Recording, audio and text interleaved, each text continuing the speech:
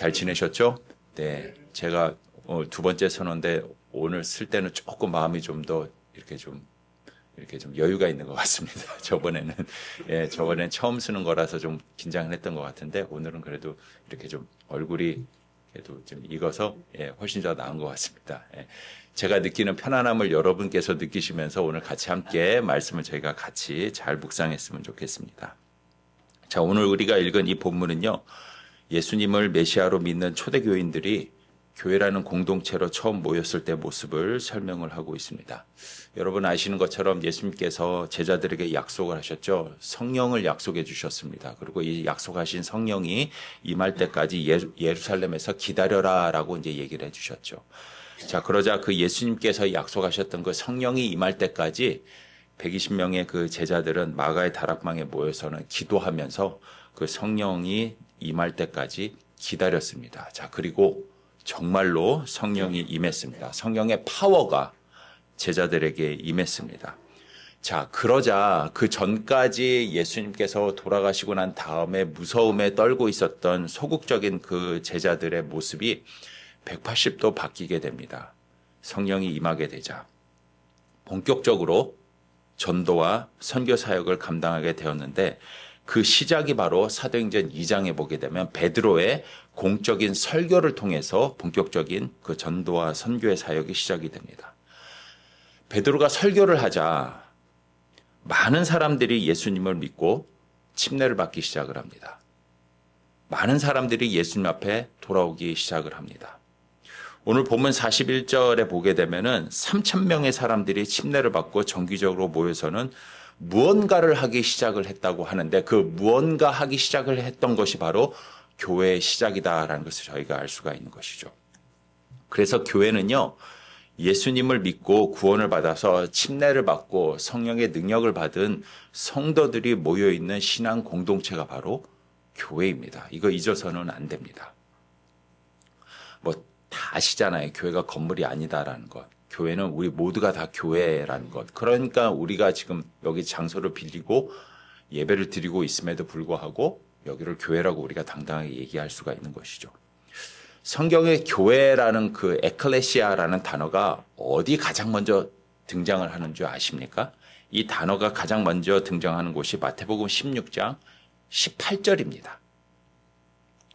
그러니까 예수님께서 제자들에게 물어보시죠. 사람들이 나를 뭐라고 생각하느냐라고 얘기를 하자 제자들이 대답을 하죠. 더러는 뭐 요한이라 그러고 누구는 엘리야라 그러고 뭐 예레미야라 그러고.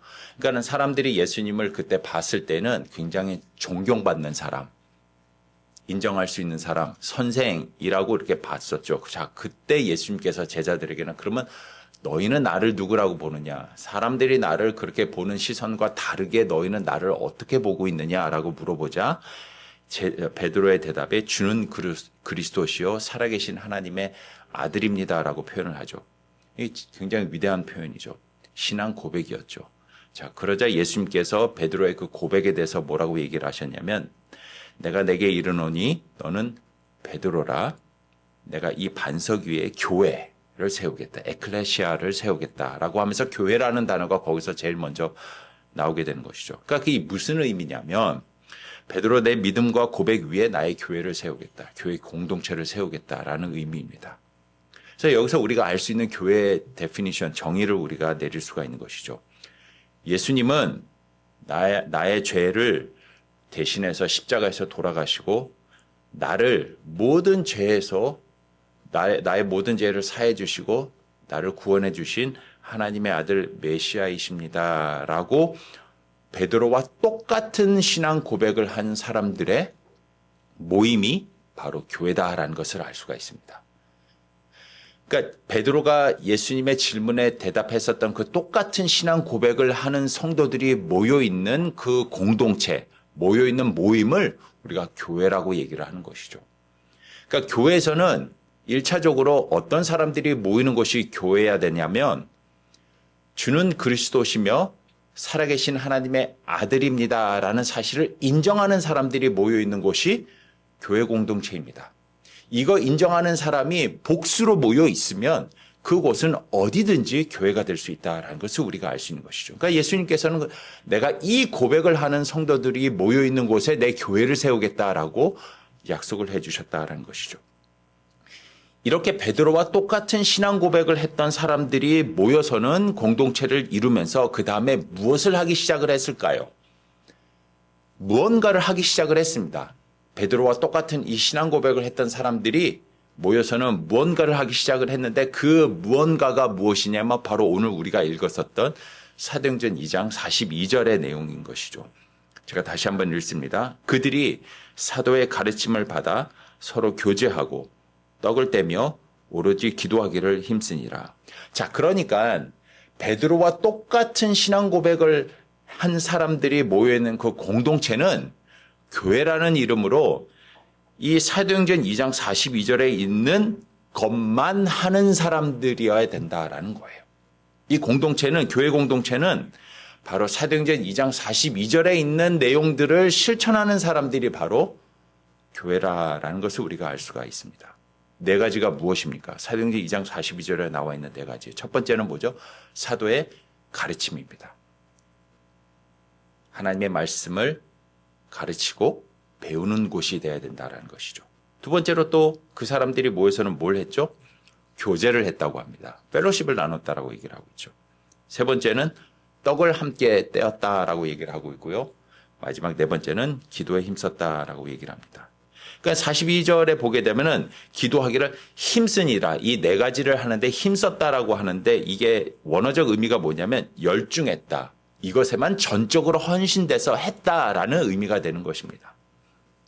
그러니까 교회는 바로 이 네 가지 사역을 위해서 전적으로 헌신된 공동체가 되어야 한다는 것을 우리가 알게 되는 것이 이게 교회 존재 목적입니다. 이게 교회 존재 목적입니다.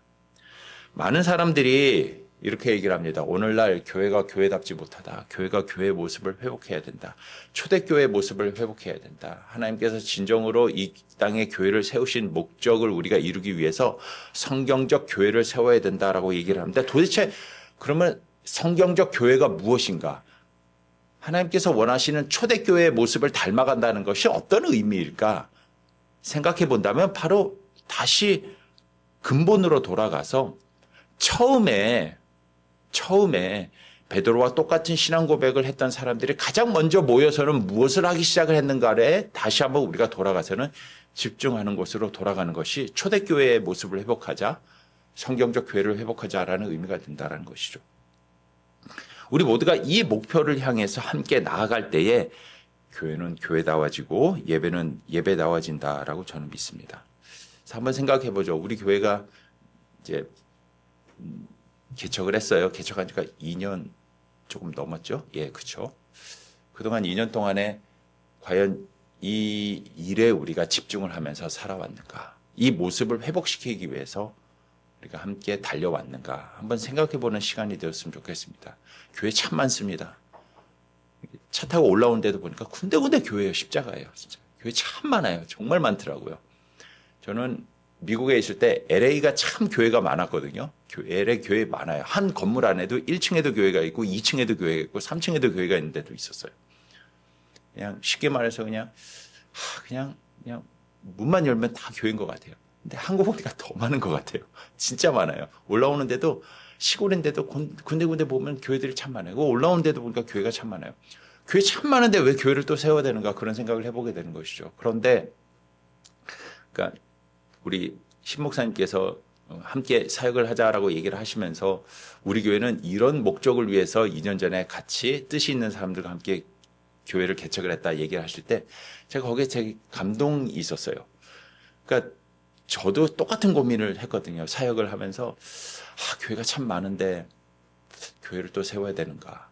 또는 교회가 참 많은데 과연 그 교회들이 원래 교회의 모습을 하고 있는가? 생각해 봤을 때 참 좀 아쉽다라는 부분들이 참 많이 있었거든요. 너무 기업화되는 것 같아요. 이윤 창출의 모습들이 너무 많은 것 같아요. 현상 유지에 너무 힘을 많이 쓰는 것 같아요.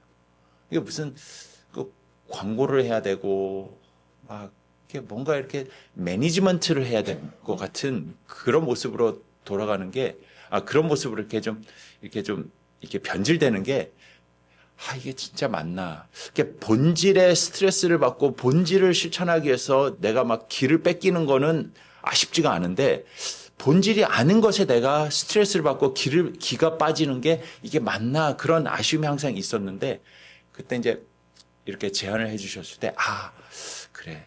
이 모습을 다시 회복하는 교회로 나가는 것이 진정한 모습이고 근본으로 돌아가는 거 아닐까라는 그런 마음이 들어서는 이렇게 윌링리 제가 이렇게 조인을 하게 되었습니다. 우리 교회가 이 초대교회의 모습을 실제로 회복하고 또 실천하고 있는가 한번 이번 기회에 한번 생각을 해보는 그런 시간이 되었으면 참 좋겠다라는 생각을 해보게 됩니다.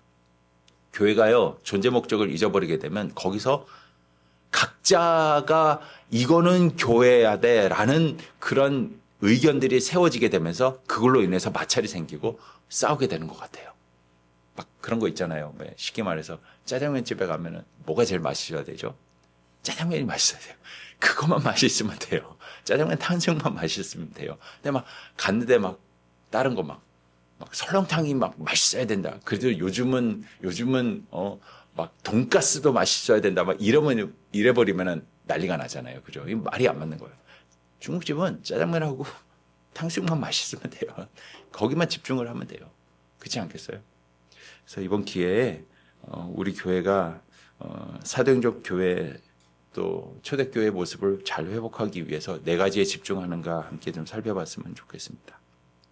오늘 보신 이 사도행전 2장 42절에서 47절의 말씀에 대해서 이렇게 약간 크게 2가지 정도의 해석이 있어요. 한번 보세요. 학자들 사이에서는요, 오늘 우리가 봤었던 이 구절에 대해서 크게 2가지 정도로 해석을 해요. 첫 번째는 42절에서 47절까지 전체 모습이 그 당시 때 초대교회, 사도행전적 교회의 전체 모습이다라고 이제 해석을 하는 사람들이 있어요. 이게 첫 번째 해석이고요. 두 번째 해석은 뭐냐면 2장 42절이 메인 사역들이고 4가지 사역이고 그럼 구체적으로 초대교회, 사도행전적 교회들이 했었던 이 4가지의 사역들의 구체적인 모습이 무엇인가에 대한 해석이 43절에서 47절까지다라고 이제 해석을 합니다. 이게 2가지 해석이 있어요. 저는 개인적으로 2번째 해석이 맞다라고 생각을 하고 있습니다. 그러니까 사도행전적 교회, 그러니까 초대교회가 가장 집중을 했었던 4가지 사역을 설명하고 있는 구절이 42절이고요. 그럼 구체적으로 사도의 가르침이나 교제나 떡을 떼는 것과 기도가 구체적으로 어떤 모습으로 행해졌는가에 대한 상세한 설명이 43절에서 47절까지다라고 저는 개인적으로 그렇게 생각을 하고 있습니다. 그래서 저는 2번째 이 의견에 동의하는 그 마음으로 앞으로 오늘을 포함해서 4주 동안에 이 한 주마다 이 4가지 사역에 대해서 제가 집중적으로 여러분과 함께 말씀을 나누려고 합니다. 오늘은 그 첫 번째로 사도의 가르침에 대해서 우리가 함께 살펴보면서 구체적으로 그 사도의 가르침이 어떻게 이루어졌으며 어떤 결과를 가져왔는가에 대한 43절의 내용을 저희가 여러분과 함께 좀 이렇게 구체적으로 살펴보려고 합니다. 자, 마가의 다락방에서 성령이 임하고 난 다음에 이제 성령의 파워를 받은 그 제자들의 모습이 그 이전 모습과는 성령이 임하기 이전의 모습과는 다른 굉장히 담대한 모습으로 바뀌게 됐죠. 그러면서 베드로와 사도들이 당장 나가서는 예수님을 죽였던 그 유대인들이 득실득실거리는 그 예루살렘에서 공개적으로 말씀을 선포하기 시작을 합니다. 사도행전 2장 14절에 보게 되면 예수님, 베드로 당신이 따르던 거 예수님을 죽였던 그 유대인들이 그렇게 그냥 시퍼렇게 이렇게 모여 있는데도 불구하고 그 앞에서 담대하게 말씀을 선포하는데 이렇게 선포를 합니다. 사도행전 2장 14절입니다. 베드로가 11사도와 함께 서서 소리를 높여 이르되 유대인들과 예루살렘에 사는 모든 사람들아 이 일을 너희로 알게 하신 것이니 내 말에 귀를 기울이라 라고 얘기를 하면서 첫 번째 베드로가 공적인 설교를 시작을 합니다. 그러면서 15절부터 40절까지 무려 25절을 베드로가 설교의 내용을 쭉 얘기를 합니다. 자, 그 설교를 하고 나자 그 결과로 이 말을 받은 사람들은 침례를 받음에 이날의 신도의 수가 3,000이나 더하더라 하면서 날마다 3,000씩 더해지는 대부흥이 예루살렘에서 일어나게 되었던 것이죠. 자, 그러니까 여기서 우리가 알 수 있는 첫 번째 그 현상이 무엇이냐면 교회는 프리칭 앤 티칭을 통해서 시작이 됐으며 프리칭 앤 티칭에 집중을 하는 공동체가 된다라는 것을 우리가 알 수가 있어요.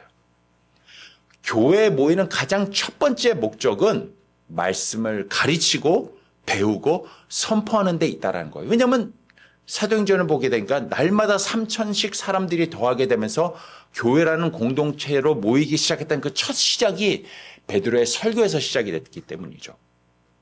그러니까 교회는 우리가 모였을 때는요, 딴 것보다도 가장 먼저 설교와 성경 공부에 집중을 해야 돼요.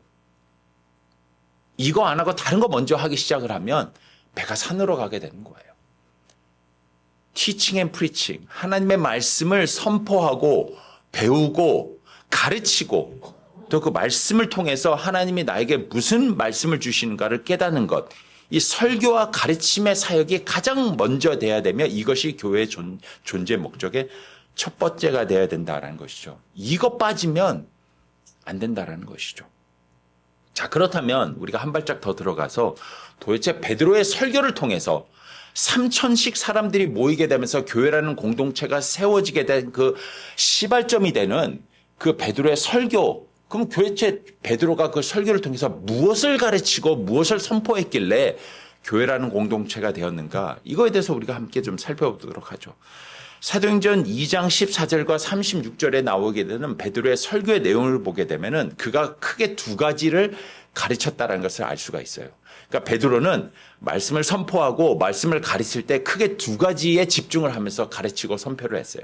그러자 그것을 배우고 들었던 사람들이 회개를 하고 예수님을 믿게 되면서 교회라는 공동체로 모이기 시작을 했다는 거예요. 첫 번째는 뭐냐면 성경을 풀어서 가르쳤어요. 베드로는.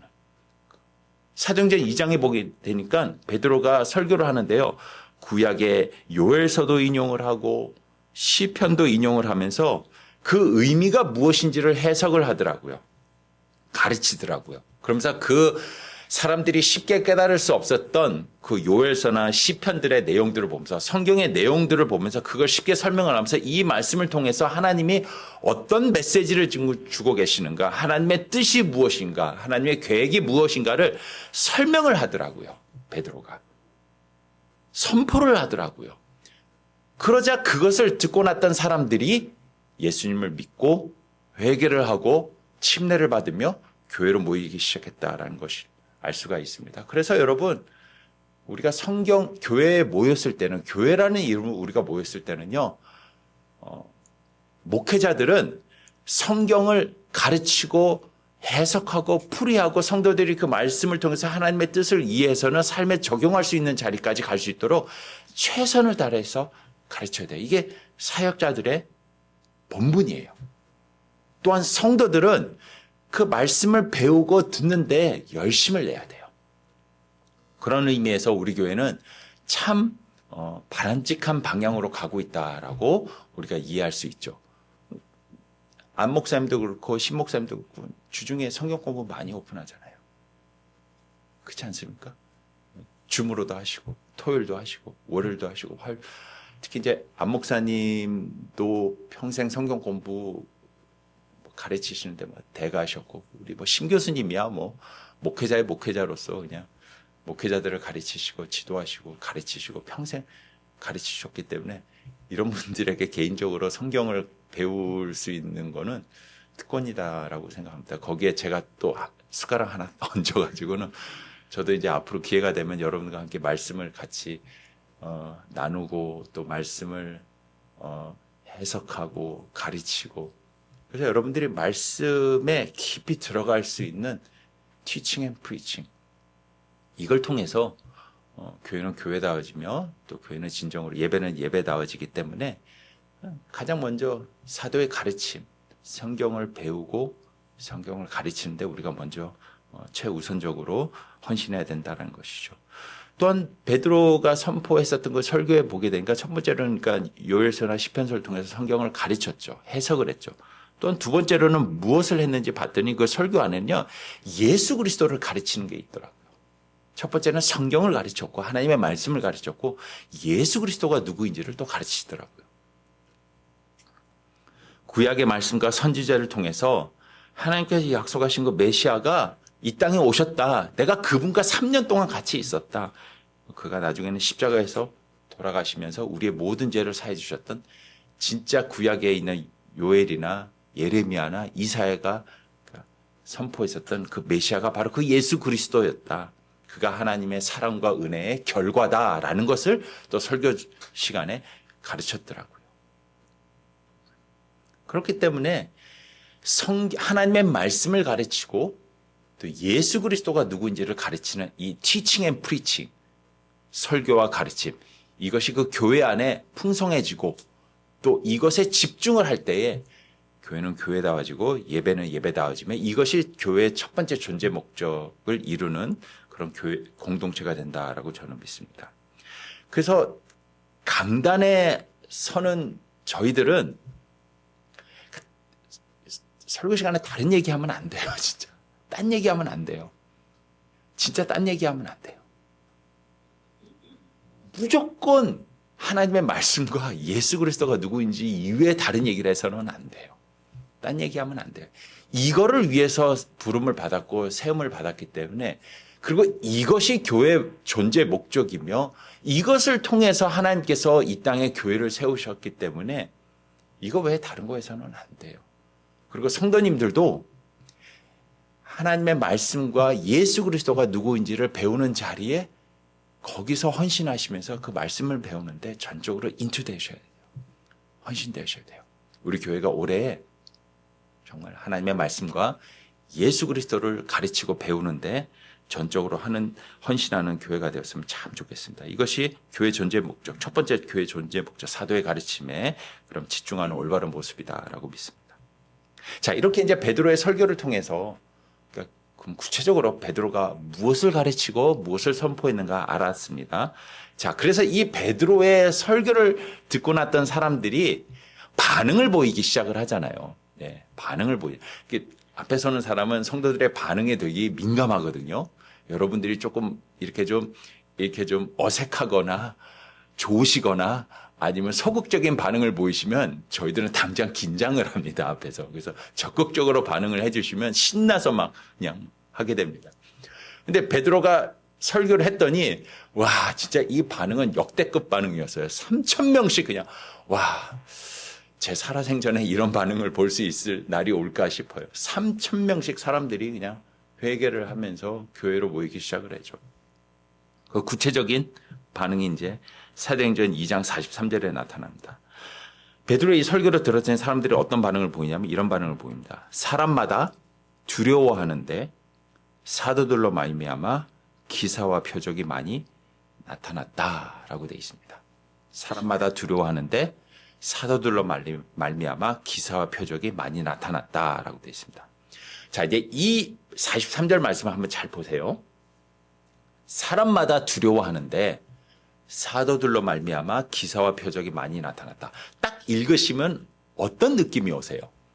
그러니까 일반적으로 이 43절의 구절을 읽으면 사람들이 사도들이 기사와 표적, 기적을 많이 일으켰더니 그 기적을 일으키는 모습 때문에 사람들이 두려워했다라는 식으로 사람들이 해석하는 경우가 참 많이 있어요. 그렇죠?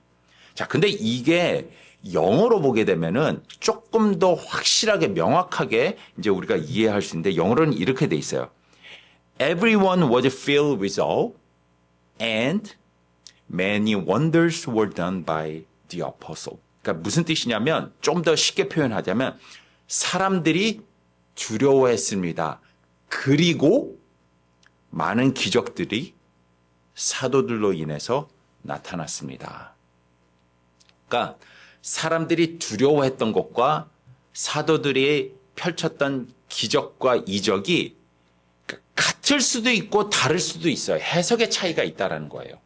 자, 그러니까 이게 첫 번째로 일반적으로 우리가 해석을 할 때는 사도들이 행했었던 기적과 이적 때문에 사람들이 무서워했고 두려워했다라고 해석도 할 수 있지만 또 다른 해석의 여지가 있는 게 무엇이냐면 어떤 것으로 인해서 사람들이 두려워했으며 그리고 어떤 것을 통해서 사도들이 기사와 표적과 이적을 행했다라고도 해석을 할 수 있는 여지가 있다는 거예요. 자, 그렇다면 그 앞에 있는 그 어떤 것이 무엇일까요?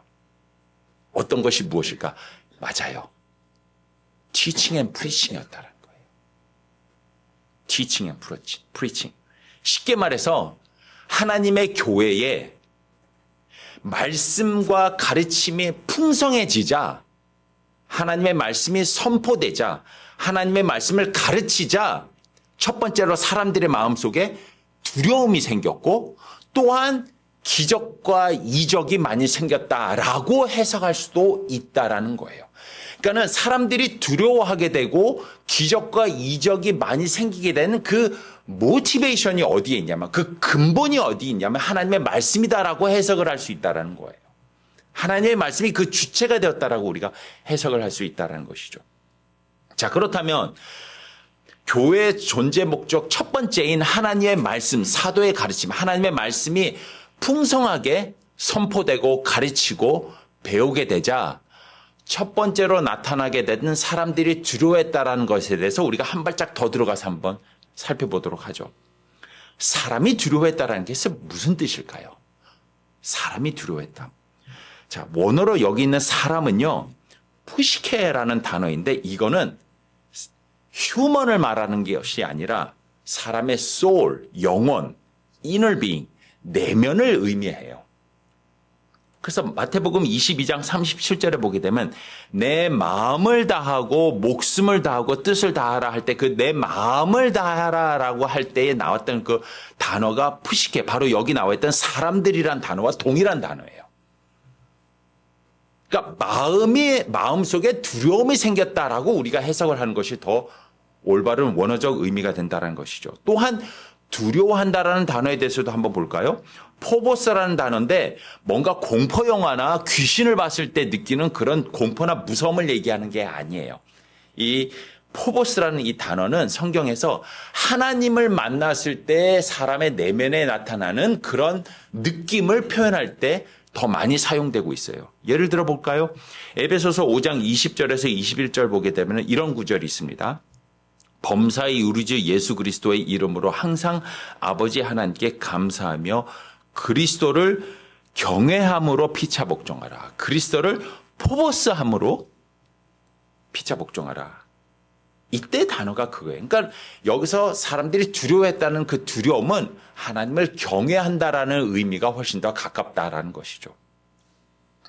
또한 사람들이 두려워했다는 이 포보스라는 단어는 내가 나의 죄를 발견했을 때 드는 무서움도 성경에서는 이 단어를 사용을 해서 표현한다라는 거예요. 로마서 13장 3절 이렇게 되어 있습니다. 다스리는 자들은 선한 일에 대하여 두려움이 되지 않고 포보스, 두려워되지 않고 악한 일에 대하여 두려워하라. 포보스. 그러니까는 다스리는 사람은 선한 일을 하다가 어떤 불의를 당할 것에 대해서 두려워하지 말고 내가 범죄를 짓는 것에 대해서 두려워해라. 내가 내 마음속에 있는 죄된 모습, 잘못된 행동을 하는 것에 대한 두려움을 느낄 때 그 감정을 포보스라는 단어로 더 많이 표현한다는 것이죠. 그러니까 43절의 내용, 그러니까 우리가 지금 보고 있는 이 43절의 이 내용을 좀 더 원어적 의미로 풀어서 해석하게 되면 이런 의미가 되는 거예요. 교회에서 하나님의 말씀을 풍성하게 가르치자. 사람들이 하나님의 말씀을 풍성하게 배우자. 첫 번째로 사람들의 마음속에 하나님을 경외하는 마음들이 생겼고 또한 두 번째로 자신의 죄악된 모습에 두려움을 느끼기 시작했다라고 해석하는 것이 훨씬 더 성경적 풀이가 된다는 것이죠. 43절의 말씀이. 그러니까 베드로가 그렇게 담대하게 사람들 앞에 서서는 설교를 하게 되자 그 설교의 말씀을 들었던 사람들이 어떤 반응을 보이냐면 43절의 반응을 똑같이 보여요. 사도행전 2장 36절에 보게 되면 똑같이 보여요. 이렇게 보여요. 그런즉 이스라엘 온 집은 확실히 알지니 너희가 십자가에 못 박은 이 예수를 하나님이 주와 그리스도가 되게 하셨느니라 하니라. 그들이 이 말을 듣고 베드로의 이 설교를 듣고 마음에 찔린다라는 것이 바로 구체적으로 43절이죠. 하나님을 경외하는 마음이 생기고 자기의 죄된 마음들이 이렇게 자기 마음속에 있는 죄악이 발견이 되는 것이죠. 마음에 찔려 베드로와 다른 사도들에게 물어 이르되 형제들아 우리가 어찌할꼬 어떻게 해야 됩니까? 설교를 듣게 되자 어떻게 해야 됩니까? 라고 사람들이 반응하기 시작했다라는 것이죠. 하나님의 말씀이 풍성하게 선포되자 하나님의 말씀을 가르치고 예수 그리스도가 누구인지 설교하게 되면서 배우게 되자 그 말씀이 사람들의 마음속에 예리한 칼과 같이 그 사람들의 영혼과 혼과 관절과 골수까지 쪼개서는 죄를 회개하고 하나님이 누구인지 알게 되는 그런 마음속에 두려운 마음, 경외하는 마음이 생기게 되는 능력이 나타나게 되었다라는 겁니다. 올 한 해 우리 교회에 이런 모습들이 많이 나타나기를 간절히 소망합니다. 올 한 해에 정말 강단에서 또 줌으로 오프라인으로 우리가 하나님의 말씀을 선포하고 가르치고 성경 공부를 하고 하나님의 말씀 예수 그리스도가 누구인지를 배우는데 우리가 정말 전심으로 집중을 하게 되어서 우리 교회 안에 각자의 마음속에 더욱더 하나님을 경외하는 마음이 생기고 두려워하는 마음이 생기고 또한 자기의 죄된 모습을 회개하게 되면서 자기의 죄된 모습에 대해서 하나님 앞에서 창피하게 되는 마음의 찔림을 받게 되는 그런 역사들이 많이 일어나게 되기를 원합니다. 그랬을 때 사람들이 제일 먼저 반응합니다. 여러분들에게 나 어떻게 해야 되지? What should I do? 어찌할꼬? 어떻게 하지? 이제 뭘 해야 돼? 이렇게 물어보게 되죠. 그때 여러분들이 뭐라고 대답을 해야 됩니까? 베드로가 38절에 이렇게 그렇게 질문한 사람들에게 이렇게 대답을 해요. 너희가 회개하여 각각 예수 그리스도의 이름으로 침례를 받고 죄사함을 받아 성령의 선물을 받으라. 딱 얘기해 주는 거죠. 어떻게 되는 줄 알아? 내가 얘기해 줄게. 방금 너희가 들었던 그 말씀의 주체가 되시는 예수 그리스도의 이름으로 침례를 받고 죄사함을 받고 성령의 선물을 받아 교회 공동체에 와. 계속해서 하나님의 말씀을 배워. 이렇게 대답해 주면 된다. 그게 교회라는 거예요. 그게 교회가 세워진 첫 번째 존재 목적이 된다라는 것이죠. 또한 두 번째로 보게 되니까 이렇게 교회 안에 말씀이 풍성해지고 티칭 앤 프리칭이 활발하게 되자 첫 번째는 사람마다 두려워하게 됐다라는 것이 있고 두 번째는 또 무엇이 일어나게 됐죠? 그 말씀을 통해서 기적과 이적과 표적들이 많이 나타나게 되었다라고 얘기를 하고 있죠. 자, 여기서 말하는 기적과 표적은요, 리얼리 진짜 실제적으로 기적과 표적이에요. 막 병이 막 낫게 되고, 안진뱅이가 일어나고, 막 눈이 떠지게 되고, 막 실제로 그런 기적들을 얘기를 하고 있어요. 실제로 그런 기적들 얘기하고 있죠. 그런데 여러분, 예수님의 가르침이나 아니면 사도행전에서 사도들의 사역들을 봤을 때에 참 많은 기적과 표적과 이적들이 있었죠. 사실 돌아보면 지난 2000년 동안에 돌아보게 되면 예수님 시대 때 또는 초대교회 시대 때보다도 더 많은 기적과 표적과 이적이 많았던 시대도 없었을 거예요. 아니 막 오병이어로 막 몇천 명씩 먹고 무리를 걷고 안진뱅이가 일어나고 그 보신 적 있으세요? 저는 선교지에서는 많이 그런 분들 많이 선교사님들이 많이 향하고 또 보셨다 그래서 근데 저는 그런 거 보지 못했어요. 뭐 누가 그러더라고 우스갯소리로 얘기하더라. 하도 의료가 발달돼 있는 대도시에는 그런 거 안 일어난다. 하나님이 의사를 통해서 병원을 통해서 역사하시기 때문에 그러지 않고 뭐 그런 데서 힘든 곳에서 많이 일어난다고 얘기를 하더라고요. 근데 여러분 예수님도 그렇고 사도들도 그렇고 표적과 기적을 참 많이 행하셨는데 그 표적과 기적을 행하시기 전에 뭘 먼저 하신 다음에 그걸 하신 줄 아세요? 반드시 말씀을 먼저 가르치시고 난 다음에 그 일을 하셨어요. 말씀 이후에 그 일을 하셨어요. 하나님 말씀을 선포하시고 복음을 선포하신 다음에 그거에 대한 눈에 보이는 증명으로 확증으로 기적과 이적을 행하셨다라는 거예요. 그러니까 먼저 메인이 뭘까요? 말씀이에요. 말씀. 하나님의 말씀을 가르치고 배우는 것. 그게 먼저 되었고 그 이후에 따라왔었던 것이 기적과 표적이라는 거예요. 근데 요즘 사람들 중에서 보게 되면 이걸 먼저 따라다니는 사람이 너무 많잖아요. 말씀이 아니라 이걸 먼저 따라다니는 사람이 많죠. 그렇게 되면 변질될 수가 있다는 것이죠. 그러니까 마태복음을 보시게 되면 마태복음의 전체 그 골자가 어떤 식으로 돼 있냐면 예수님의 5개의 가르침이 기둥처럼 서져 있고 그 5개의 가르침을 증명하기 위한 예수님의 기적과 이적이 그 중간중간에 사이에 들어가게 되는 것을 우리가 볼 수가 있어요. 말씀으로 통해서 말씀이 풍성해지고 말씀이 메인으로 우리가 집중을 하게 될 때 그 이후에 기적과 표적과 이적이 일어나게 된다라는 겁니다. 여러분, 기적과 이적 여러분 많이 바라시죠? 우리 기도할 때도 보게 되면은 필요한 것 응답해달라고 참 많이 기도를 합니다. 근데 가만히 곰곰이 생각해 보세요. 여러분, 인간에게 있어서 가장 큰 기적과 이적은 무엇일 것 같습니까? 눈에 보이지 않는 하나님을 믿게 되는 것보다 더 큰 기적이 어디 있겠습니까? 그렇지 않겠어요? 눈에 보이지 않는 하나님을 믿게 되고 2000년 전에 살았던 그분이 나의 죄를 위해서 대신 돌아가신 메시아, 나의 구원자가 된다는 것을 진짜로 마음으로 믿게 되며 그분을 위해서 한평생을 헌신하겠다라고 결단하고 나오게 되는 그것보다도 영혼의 구원보다도 더 큰 기적이 어디 있겠습니까? 그걸 얘기를 하게 되는 거겠죠. 이처럼 하나님께서는 이 땅에 베드로와 똑같은 신앙 고백을 한 사람들을 모으셔서는 교회라는 이름으로 에클레시아라는 이름으로 공동체를 군데군데 세워놓으셨습니다. 우리도 그 공동체 중에 하나입니다. 주뜬 연합교회도. 우리가 하나님께서 기뻐하시는 교회로 정말 교회다운 교회로 나가기 위해서는 무엇에 헌신하며 무엇에 집중하는 교회가 되어야 될까요? 오늘 말씀을 통해서 여러분 그 해답을 얻는 시간이 되었으면 좋겠습니다. 가장 먼저 교회의 존재 목적은 하나님의 말씀을 가르치고 배우는 것에 있습니다.